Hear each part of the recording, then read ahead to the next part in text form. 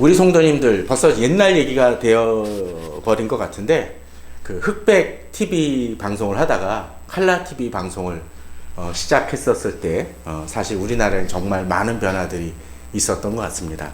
칼라 TV로 방송이 되면서 특별히 이제 드라마 쪽에서 몇 가지 어려움들이라든지 변화가 있었습니다. 뭐였을까요? 우리나라 드라마에서 제일 많이 나오는 장면이 있다라면 뭘까요? 다른 나라에 비해서 밥 먹는 거였습니다. 특별히 이제 가정집에서 가족들이 밥을 먹을 때 이렇게 식탁을 짜리지 않습니까? 그리고서 반찬을 넣고 이제 밥을 먹는데 이 장면이 칼라 때문에 많이 바뀌어졌다고 합니다. 결정적인 장면은 흑백이어서 잘 구분이 안 가던 것들이 명백히 구분이 되어지고, 이게 진짜구나 가짜라는 것이 구분이 되어졌다고 합니다. 그러다 보니까 흑백 TV 때는 밥 하나에다가 국은 그냥 좀 맹물을 떠날 수도 있겠죠. 그리고 반찬을 하나 넣으면 이제 먹는 건 해야 되니까 콩나물 반찬을 보통 올려놔서 다른 건 다 가짜인데 자세히 보게 되면 밥하고 콩나물만 먹는 장면이 많이 나왔다고 합니다. 근데 칼라로 바뀌어서 어떡합니까? 이제는 그럴 수 없으니까 여러 가지 반찬도 만들어서 같이 먹는 장면들이 등장을 했다고 합니다. 제가 굳이 이런 얘기를 하는 이유 중에 하나는, 아마도 탤런트들은 다른 것을 먹는 신용을 하려고 해도 먹을 수 없습니다. 왜냐면 마치 우리나라 속담처럼 그림의 떡 같은 모습이 보여지죠. 요새 먹방들이 많이 나옵니다. 그걸 통해서 밥 먹으면서 돈을 버는 사람들도 참 많이 있습니다. 그런데 그 사람들을 통해서 우리들이 대리 만족을 느낀다고 하지만, 또 그것 중에는 평상시에 못 먹는 아주 값비싸고 고급 요리를 그들이 먹는다고 치더라도, 그걸 통해서 대리 만족을 느낀다 할지라도, 그걸 통해서 제가 영양분이 옵니까? 맛을 느낄 수 있습니까? 그럴 수 없죠. 글자 그대로 진정 그림의 떡입니다. 아니, 그런 유튜브를 보면서 어쩌면 대리 만족을 느끼고, 또 그냥 못 먹는 것을 그냥 보는 것만으로도 즐거울 수 있을지 모릅니다. 그런데 만일 내가 정말로 싫어하고, 마치 요새 글로리라는 그 무슨 OTT 드라마처럼 내가 망하고 정말 벌 받아야만 된다라고 생각하는 사람들이 너무나 고급 요리를 먹고 잘 살고 있다라면 어떤 느낌이 들까요? 그 음식들은 내게 바라보는 것만으로, 그 사실을 아는 것만으로도 내게 무엇일까요? 고통이고 쓰라림일 것입니다.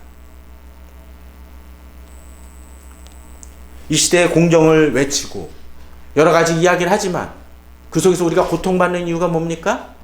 악인이 처벌받지 않는다는 것 때문입니다. 우리는 그 사실에 대해서 다시 한번 생각해 봐야 됩니다. 고민해 봐야 됩니다. 어떤 때 그런 문제들로 인해서 우리가 힘들고 어려움을 겪을 수 있습니다. 좌절할 수 있습니다. 오늘 본문은 여호와는 나의 목자신이라는 이름으로 이제 이러한 부분들에 대해서 하나님께서 어떻게 생각하시고 또 우리를 이끄시는지를 생각해보고 돌아보고 또 힘을 얻게 만듭니다. 자, 우리들은 지난 시간까지 두 주에 걸쳐서 여호와는 나의 목자시니 하면서 1절에서 6절까지 그 대표적인 구절들을 돌아보았습니다. 어떠했나요? 이것이 세 단락으로 나눠진다고 했었죠. 1, 2절에서는 무엇이었습니까? 여호와는 나의 목자셔서 그 울타리 속에서, 주님의 보호 속에서 우리는 먹고 쉬고 평안을 누린다고 했습니다. 그런데 그 삶이, 그 양이 울타리만에 있는 것이 아니라 어떤 때는 이동을 하고 움직여야 될 때 어떤 일이 벌어집니까? 3, 4절에 바로 그런 속에서도 우리를 어떻게 하십니까? 주님이 의의 길로 인도하시고, 또 어떤 때는 위험하고 험악한 골짜기를 다닐지라도 하나님께서 나의 목자가 되어주심을 통해서 우리를 어떻게 하시죠? 지키시고 보호하신다는 것을 우리는 지난 시간에 보았습니다. 그런데 이제 그냥 보호에서만 그쳤다라면 3, 4절까지가 이제 좀 더 한 걸음 더 나아갑니다. 5절 6절을 보면 무엇입니까? 주께서 내 원수의 목전에서 내게 상을 차려주시고 기름을 내 머리에 부으셨으니 내 잔이 넘치나이다 라고 하면서 그저 보호가 아니라 이제 나를 대적하는 이들을 물리쳐 주심을 이야기합니다. 또 그러한 보호가 거기서 멈추는 것이 아니라 단순간이나 한순간이 아니라 6절에 보면 뭐라고 되어 있습니까? 내 평생에 이루어진다라고 본문은 약속해 주고 있습니다. 저는 오늘 우리 본문을 통해서 좀 더 이러한 부분들을 깊게 생각하고 은혜 받기를 원합니다. 자, 먼저 5절을 살펴보았으면 합니다. 자, 주께서 내 원수의 목전에서 내게 상을 차려주시고 기름을 내 머리에 부으셨으니 내 잔이 넘치나이다 라고 했습니다. 자, 먼저 등장하는 것이 무엇입니까? 주께서 뭐라고 되어 있나요? 원수입니다. 원수인데 누구 원수요? 내 원수입니다. 남의 원수가 아니라 내 원수입니다. 나를 힘들게 하고 좌절시키는 이들입니다. 근데 이 원수라는 것이 단순히 나를 괴롭히고 해하고 해코지하는 이들만이 아니라 우리들 주변을 감싸고 있는 많은 답답하고 힘든 것들도 우리를 억압하는 원수일 수 있습니다. 사실 이 원수라는 말은 원어상으로 묵다, 매다, 인색하다, 속박하다, 고통 주게 있다, 고통을 가하다 라는 그런 의미를 지니고 있습니다.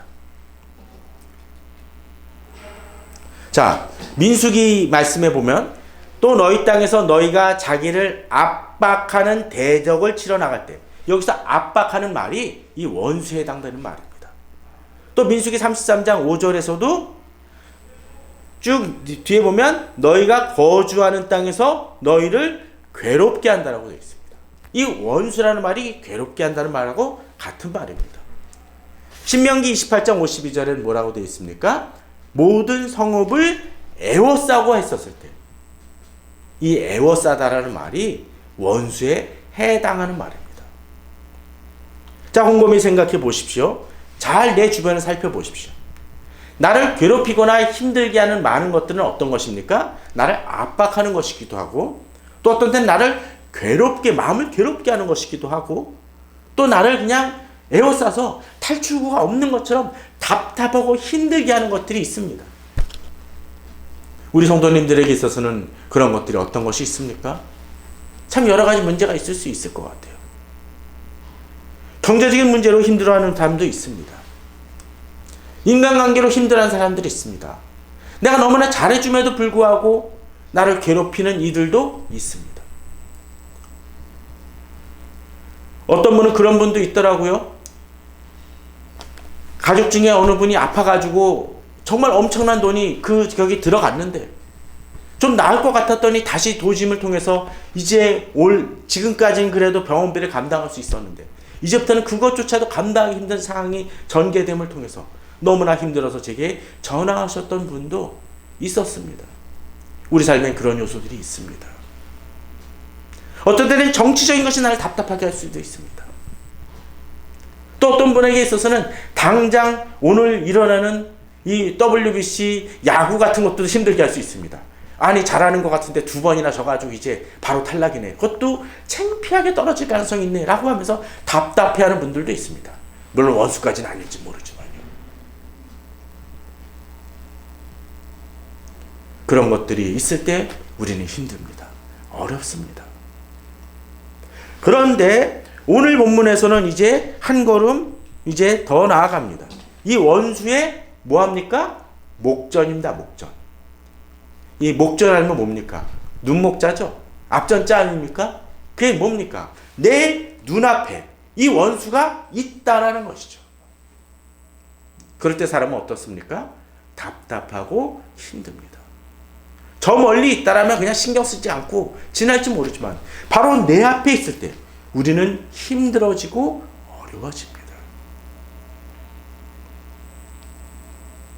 우리 성도님들은 그렇게 나를 힘들게 하는 그런 요소들이 나에게 지금 직면해 있지는 않습니까? 나를 괴롭히고 있지 않습니까? 그럴 때 우리는 주님을 찾고 기도하게 됩니다. 그런데 이제 오늘 본문 속에서는 그에 대한 반전의 모습을 보여줍니다. 자, 뭐라고 되어 있나요? 상을 차려주시고 라고 되어 있습니다. 내게 상을 차려주시고. 누구의 앞에서? 원수의 목전에서. 마치 앞서 정말 내가 너무나 미워하는 사람이 막 상을 차리고 있으면 답답하죠. 그죠? 힘들고 좀 아우 저 사람 저렇게 잘 먹고 잘 살아도 되나? 라는 생각을 할지 모릅니다. 그런데 오늘 본문은 어떻습니까? 내 원수의 목전에서 내게 상을 차려주신다는 겁니다.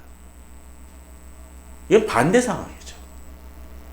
그런데 상도 상 나름일 것입니다.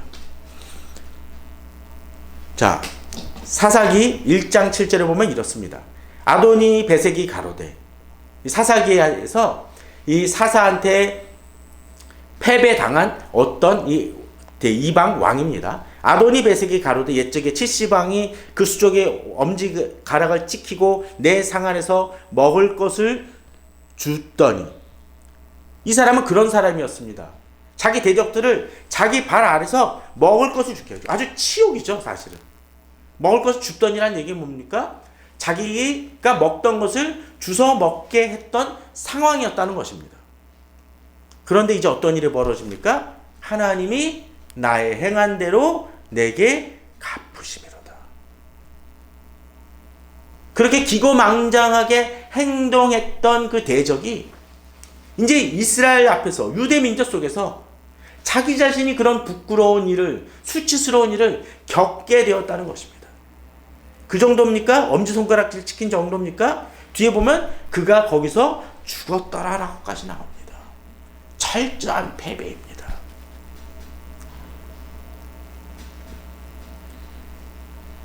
어떤 때는 대적들에게 이러한 상이 될 수가 있습니다. 대적들에게 있어서. 그러나 이제 본문을 보십시오. 사무엘하 19장 28절에는 내 아버지 온 집이 내 주 앞에서는 다만 죽을 사람이 되지 아니하였나이까. 그러나 종을 왕의 상에서 음식 먹는 자 가운데 두셨사오니.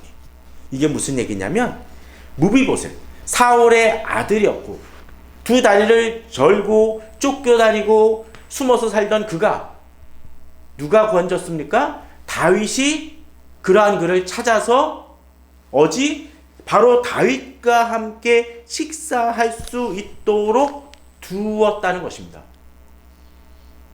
이건 바닥으로 떨어졌던 자기 자신을 올리는 것이죠. 열왕기상 2장 7절에서는 바르실레의 아들들에게 은총을 베풀어 그들이 내 상에서 먹는 자 중에 참여하게 하라고 되어 있습니다. 이건 뭐냐면, 다윗이 압살롬의 반란에 의해서 도피했었을 때 바르실레가 이 다윗 왕을 돕고 여러 가지로 지원하며 섬겼습니다. 이제 압살롬의 반란을 물리치고 다윗이 돌아오면서 바르실레가 자에게 이런 일을 행하겠다고 하니까 바르실레가, 저는 나이가 많아 이제는 힘듭니다. 제 아들들을 챙겨 주십시오 라고 해서 이제 그 바르실레의 아들들이 누구의 상? 왕의 다윗 왕과 같이 식사하게 되어졌다는 것입니다. 이건 단순히 식사입니까? 한 번의 식사입니까? 그를 그만큼 높여줬다는 것입니다. 오늘 저희들이 보고 있는 이 5절에서 주께서 내 원수의 목전에서 내게 상을 차려주시고는, 그저 그냥 예전에 시골 밥상에서, 시골 어려운 집안에서 밥 한 그릇에 그냥 간장 종지 하나 놓고 반찬 하나 놓고 먹는 그것이 아니라 왕의 잔치입니다. 왕의 상입니다. 그것을 어떻게 해요? 내가 참여한다는 것입니다. 그리고 어떻게 해요? 나를 괴롭히고 공격하던 그 대적들은 내 상 앞에서 무릎 꿇어 엎드려진다는 것입니다. 저희는 이 사실을 주목해 볼 필요가 있습니다. 이 일을 누구에게요? 바로 우리에게 펼쳐주신다는 것입니다. 왜? 주님이 나의 목자시기 때문입니다. 주님이 내가 주님에게 속한 자이고 주님의 양이기 때문이라는 거죠. 그러기에 우리는 이 사실을 분명히 믿고 힘을 얻어야 될 것입니다. 근데 거기서 그칩니까? 기름을 내 머리에 부으셨으니. 그냥 기름을 붓는 것입니까? 기름 붓는 것은 무엇을 의미합니까? 성별되어진다는 것이고 또 높여준다는 것입니다.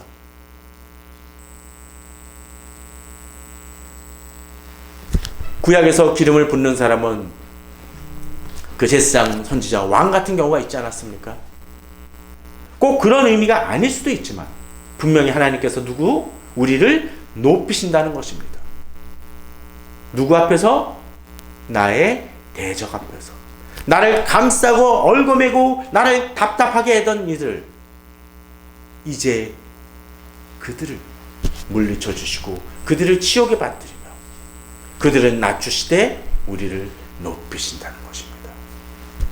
그러기에 우리는 우리에게 해코지를 하거나 우리를 힘들게 하는 그 대적들에 대해서 낙심하거나 좌절하지 말아야 됩니다.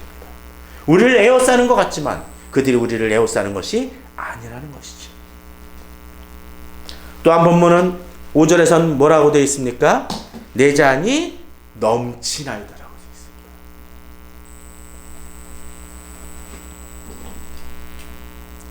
이 잔도 성경에서는 보통 두 가지 잔으로 나옵니다. 이사야 51장 7절에서는 여호와의 손에서 그 분노의 잔을 마신 예루살렘이요. 그에 반해서 시편 16편 5절에서는 여호와는 나의 산업과 나의 잔의 소득이시니라고 되어 있습니다. 같은 잔인데 독배가 있고 또 하는 경우는 축복의 잔이 있다는 것입니다. 우리 성도님은 어떻습니까? 조선왕조 실록이라든지 그런 데 보게 되면 가끔 뭐 합니까? 왕이 이렇게 신하에게 좋은 잔을 딱 허락하면서 어떤 때는 차를 내주는 반면에 또 커다란 대접으로 시꺼먼 물을 받으시는 분이 있죠. 뭘 받습니까? 사약을 받는 분들도 있죠. 어쩌면 똑같은 대접일지 모르지만 하나는 사망으로 하나는 은혜와 회복의 잔을 베풀어 줍니다. 그런데 본문은 뭐라고 되어 있나요? 그 잔이 넘치나이다 라고 되어 있습니다. 그러나 대적들은 어떻겠습니까? 하나님의 진노의 잔, 분노의 잔을 그것도 큰 잔으로서 마시게 됩니다. 우리는 어떻게 해요? 5절에 보면 그 잔이 어떻게 합니까? 넘칠 정도로 그 은혜가 넘친다는 것입니다. 주님이 우리를 그렇게 해주시겠다고 약속하십니다. 지금 당장 한 사건으로 그치는 것이 아니라 주께서 우리를 지키시고 보호하시며 그렇게 돌보신다는 것을 믿음으로 받고 나아가는 우리 성도님들 되기를 바랍니다. 6절을 또 보겠습니다. 그런데 이것이 어떤 한순간만에 일어나는 것이 아니라는 것이죠.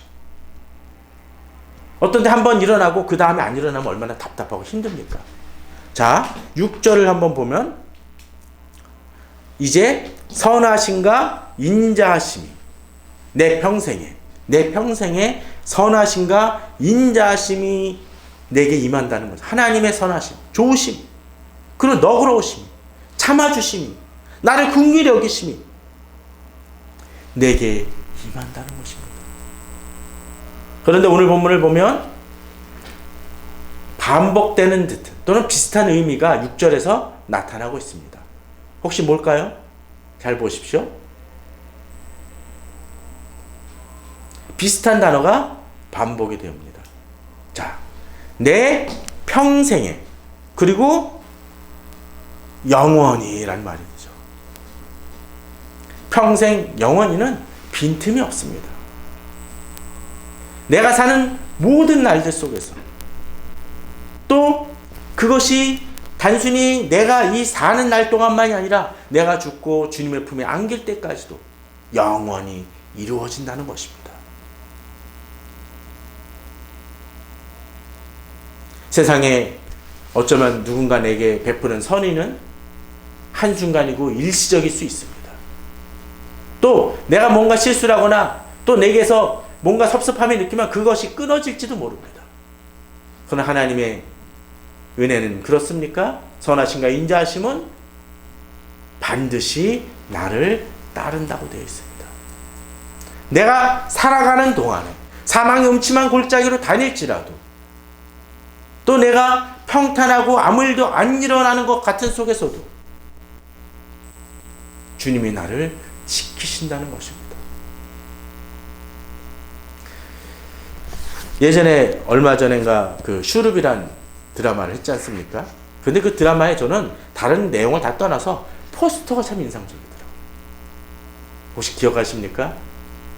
그 주인공 어머니가 우산을 들고 자기 자식을 가려주는 것입니다. 내 평생의 선하심과 인자하심이 반드시 나를 따르리라는 그 표현은 바로 그런 의미를 지니고 있는 것 같습니다. 우리의 비를 막아주시고 보살펴 주시는 그 하나님의 섬세한 손길, 그것은 내가 의식하건 의식하지 않건 간에 주님이 그렇게 행하신다는 것이죠. 그런데 잘 보십시오. 반드시 나를 따르리니 하면서 내가 오고 가는 그 모든 길 속에 주님께서 돌보아 주시는 것과 더불어 이제 그것이 어떻게 되어집니까? 내가 나중에 여호와의 집에, 나중에 아니라 지금도 내가 여호와의 집에 어떻게 해요? 사는데, 이게 그냥 전세나 월세가 아니죠. 그럼 뭐합니까? 영원히 산다는 거 뭡니까? 내 집이라는 거예요. 나의 집이라는 것이죠. 요새 우리를 가장 힘들게 하는 것들이 보통 뭡니까? 집 문제 아닙니까? 그런데 그 집 문제를 주님이 어떻게 해주세요? 영원히 거하게 하시고 나를 지켜주시고 나를 돌봐주시고 책임져 주신다는 것입니다. 그렇습니다. 여호와는 나의 목자시라는 것은 바로 그런 의미를 지니고 있습니다. 우리가 의식하건 의식하지 못하건 간에, 느끼건 못 느낀 간에 여호와는 나의 목자십니다. 그러기에 나를 푸른 초장으로 인도하시고 쉴만한 물가로 인도하시며 안식을 주십니다. 또 비록 어떤 때 그 바깥으로 나아가 진행해야 될 속에서도 나를 의로운 길로 인도하시고, 어떤 때는 사망의 음침한 정말 죽음의 그늘이 드리워진 것 같은 그런 골짜기를 지나는 상황 속에서도 주님은 나를 지키십니다. 또 나를 괴롭히고 나를 억압하는 많은 문제를 에워싸며 답답하게 하는 많은 문제들이 있다 손치자 할지라도, 대적들이 있다 할지라도 결국 그 대적들은 내 앞에 무릎을 꿇고 바로 그 믿음이 있기에, 또 그 믿음을 가질 때 우리들이 걸어가는 그 여정 속에서 힘들고 좌절하지 않고 주님의 평안 속에서 나아갈 수 있습니다. 주님의 그 보장은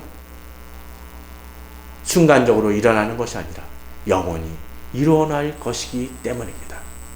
우리가 그런 믿음을 가지고 우리가 이 삶을 살아가기 바랍니다. 힘든 때입니다. 어려운 때입니다. 그러나 그런 속에서도 나를 지키시는 하나님을 의지하여 승리하시고 주의 평안을 누리시는 우리 성도님들 되시기를 주님의 이름으로 축원합니다. 다 같이 기도하시겠습니다.